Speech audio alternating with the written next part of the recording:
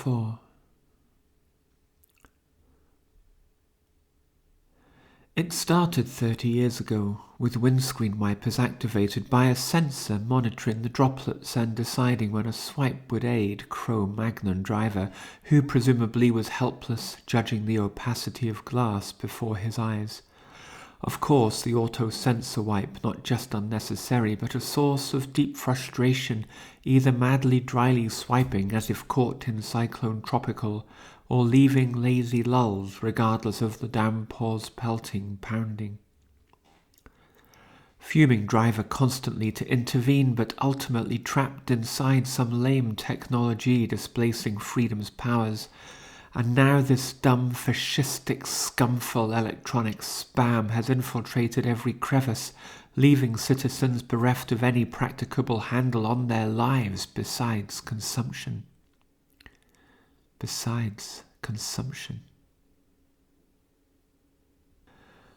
Martha knew that region had a reputation for corruption, but had never taken interest, not in any case her business.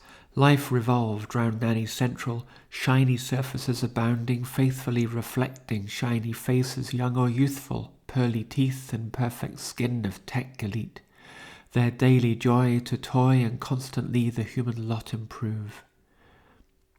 And yet this prime example of a nanny pioneer was showing signs of wear and tear, a wrinkle here and there, a few grey strands amongst her auburn hair, and all because that dream was nightly gripping her and wrenching her from sleep in witching hour, to wake a scream suppressed but only just, the gasping breaths accompanied by heavy sweats, heart palpitating, senses working overtime, recording all this quaking from a former star now asterisked as risk worth taking. Always in her dreams she kneeling, hands held up, imploring, sensing Sister Mary next to her in attitude the same. And high above them grief immense and bitter were the dregs, the snake uncoiling, smiling fangs extended, pointy dripping venom, and they paralyze the antiseptic stench, seconds now till death. And eyes snap open, breathing holding, inner conflict suffocating.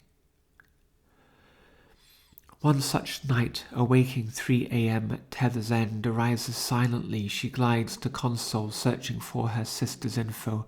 Red screen stops her in her tracks, so craftily she hacks the local leader's profile of that northern outpost, reads the files of Mary's treatments, satisfied that all is well, till fateful click on anonymous but oddly worded link.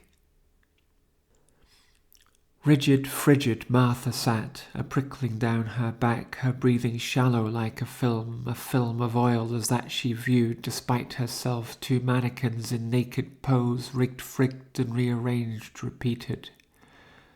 Motionless, defeated, bruised and scarred, one younger, other middle-aged and skeletal, with savage hair, cropped eyes askance, commanding in unconscious stance. The video an hour's show from yesterday, but Martha could not bear to watch beyond the time it took to plumb the level of barbarity and cynical betrayal of re-education. Switching off the red-rimmed screen and still suppressing waking scream, less floating now, moved bathroomward and vomited far more than stomach's contents could allow.